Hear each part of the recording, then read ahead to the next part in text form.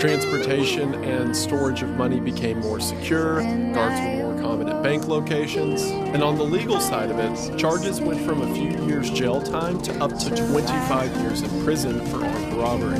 And as things like forensics developed, that 25% number jumped up to around 53. Part of the reason they cracked down so hard on it was because in high population areas like LA, bank robberies had become a weird kind of pyramid scheme.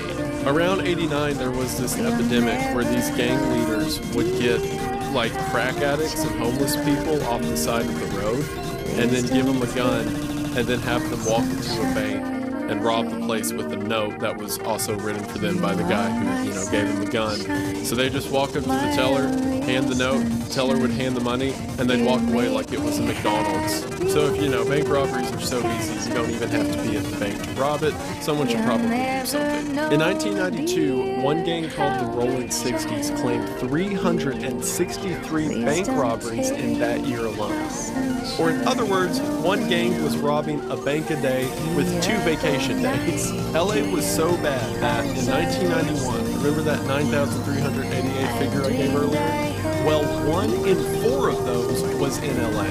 Think about that. You have this data for the entire United States, and if you remove one city, it drops by 25%. It was so bad that in LA in 1992, there was a robbery every 42 minutes.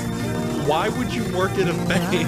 I'll get off this tangent in just a minute, but I decided real quick, how many banks are there in LA? And the first thing I got linked to was bank robberies, because of course I did. And this site is telling me that between 85 and 95, there were 3,500 banks in the region that